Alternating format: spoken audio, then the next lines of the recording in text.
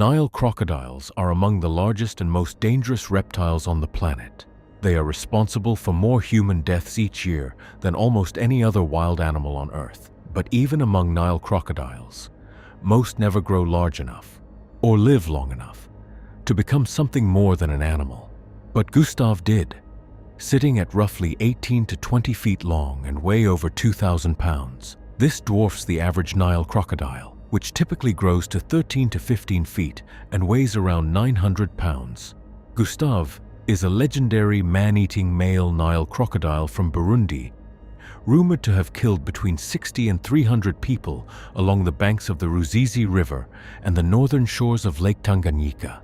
He is one of the largest crocodiles ever reliably documented in the wild.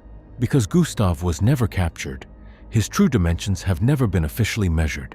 However, Gustave is easily identifiable by 3 distinct bullet entry scars on his body and a deep wound on his right shoulder blade, likely from a hunter's spear. His massive bony skin plates, osteoderms, effectively acted as bulletproof armor against light firearms. Originally thought to be over 100 years old, scientists later noticed he had a full, healthy set of teeth. This suggests he was likely around 60 to 70 years old, which means he was alive before the worst of it, before the Burundian Civil War tore through that region, before so many bodies entered rivers like his and never came back out.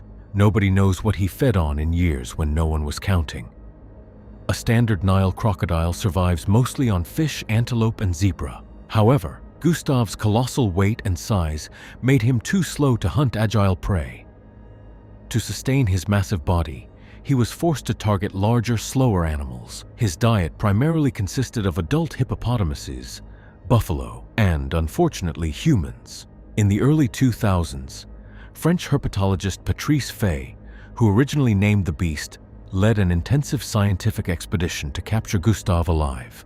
This expedition was tracked and compiled into the popular 2004 National Geographic documentary, Capturing the Killer Croc.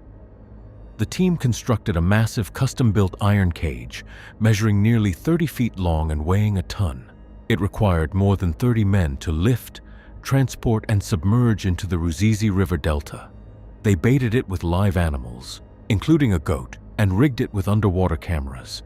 But on a night of severe storms, the cage was found partially destroyed and submerged with the bait gone, and Gustave was gone with it. He effortlessly outsmarted the researchers.